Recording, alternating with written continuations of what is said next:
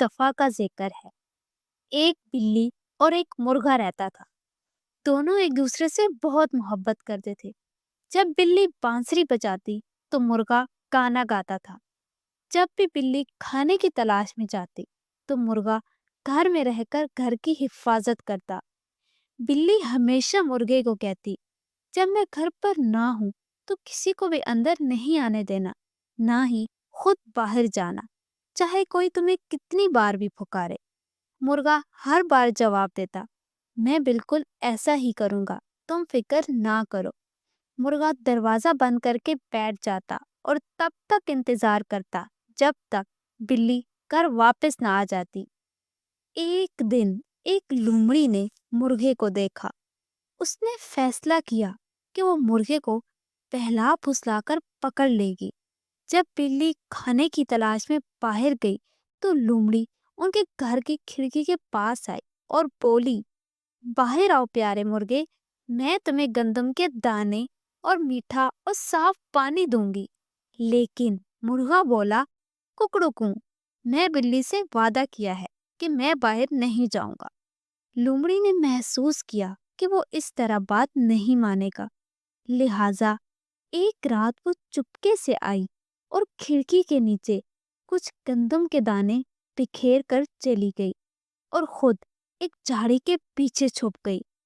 بلی ہمیشہ کی طرح شکار کے لیے باہر گئی۔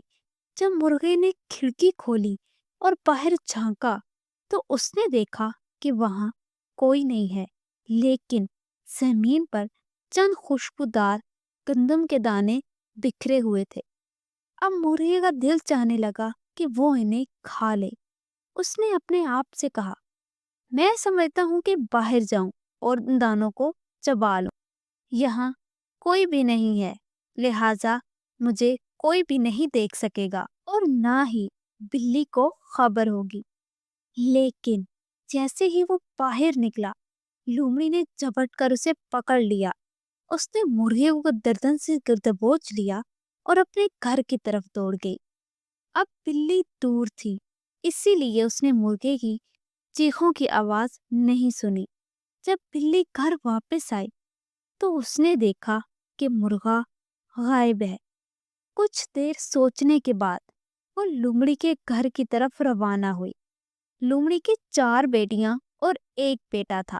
اس دن شکار پر جانے سے پہلے لومڑی نے اپنے بچوں سے کہا، اس مرغے پر نظر رکھو اور پانی کا برتن گرم کر لو تاکہ جب میں گھر واپس آؤں تو اس کو پکا سکوں۔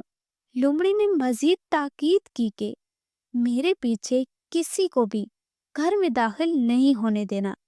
یہ کہہ کر وہ روانہ ہو گئی۔ بلی وہاں پہنچی اور گانا گانے لگی۔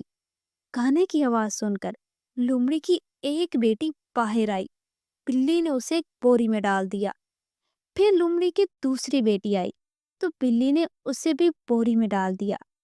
اسی طرح جب تیسری بیٹی اور بیٹا باہر آئے تو بلی نے انہیں بھی بوری میں ڈال دیا اور ایک خشک درخت سے باندھ دیا۔ بلی اندر گئی اور اس مرغے کو آواز دی۔